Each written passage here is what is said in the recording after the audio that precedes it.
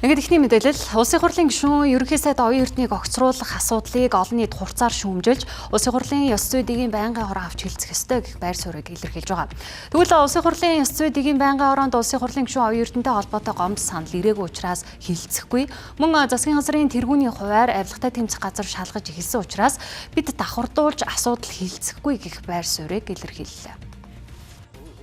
За түүнчлэн улсын хурлын гишүүн даваагийн цогтоотор Ховд аймгийн засаг даргаар ажиллаж байгаад улсын хурлын гишүүн болсон Болормоо нарын хууль зөрчсөн гэх үйлдэлд нийгэм шүүмжлэлтэй хандаж байгаамаа.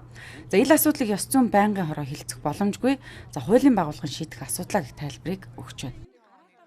Би бас адилхан хэл мэдээллийн хэрэгслээр авсан мэдээлэлтэй байж байгаа. Энэ дээр бол одоо ямар нэгэн байдлаар авилгатай тэмцэх газар холбогдох шалгалтууд хийгээд эхэлсэн гэж би бол мэдээлэл авсан учраас над дээр ямар нэгэн байдлаар аль бие осоор бол гомдол ирээгүй байна. За мэдээж одоо би ч гэсэн яг адилхан байр суурьтай. Өнөөдөр үнэхээр тийм нийгэм бүхэмдүүлсэн юм асуудал үүссэн юм уу? Энийний цаана ямар агуулга байгаа юм гэдэг агуулгыг нарийн судалж үзэх хэрэгтэй. Аль бие осоор гомдол ирвэл бид нар бол одоо энэ талаар холбогдох тайлбаруудыг гаргуулж авах бол бэлэн байна. Даваагийн цогтоотор гишүүн жишээлбэл ял авчаад одоо ажиллаа хийгээд одоо явсаар шүү дээ. За хуулийн Болормоо гишүүн байна. За Болормоо гишүүний асуудлыг бол би сайн мэдэхгүй байна. Ямар нэгэн тийм хуулийн хэлтэн байгууллага шалгаж байгаа барьж байгаа гэсэн тийм мэдээлэл юмнууд бол надад ирээгүй. Аль бие ёсоор ирээгүй. Бид нэр аль бие ёсоор бичгээр ирсэн зүйл дээр л ярих хэрэгтэй. За цогтоотор гишүүний хувьд асуудлыг эвлэрэх юм ямар ч боломж байхгүй гэдгийг би хэлсэн шүү дээ. Эхлээд төрийн байгуулалтын байнгын хорооны хурлаар ороод тэгээд чуулганд орно. Тэгэхээр яг зүгээр мэдээж шүүхийн шийдвэрийг бид нар хэлцээд байх нь юу юм? Зүгээр танилцаал тэгэл чуулганд орох нь зүйтэй хаа гэж.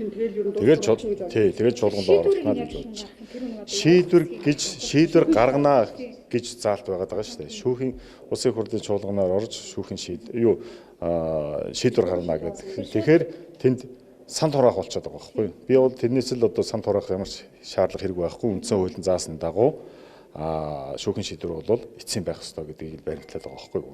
Тэгэхдээ одоо өнөөдрийн байгаа бодит одоо үйлчлэлтэй энэ хуулийнхаа дагуу бол ерөөсөө чуулган руу ямарчлаас оруулъя гэсэн бодолтой. За харин улсын хурлын төрийн байгуулалтын байнгын хороо даваагийн цогтоотор гишүүний асуудлыг ойрын хугацаанд хэлэлцэж улсын хуралд оруулахаар төлөвлөсөн гэлээ. Тайлбарыг угаасаа өгөх бах. Одоо угаасаа чинь намын дүрмийн дагууч тэр улсын хурлын хувь гишүүний ёс зүйн хүрээнд ч гэсэндээ тэрүүн дээр бол тайлбарыг өгөх бах. Энэс ямар ч гишүүн одоо бүгдээрээ л ёс зүйн асуудал дээр тайлбар өгөл явж байгаа шүү дээ. Тэгэхээр тэрнээс бол илүү давж эрхэлнэ гэж байхгүй юм чинь тайлбар өгч л таалаа.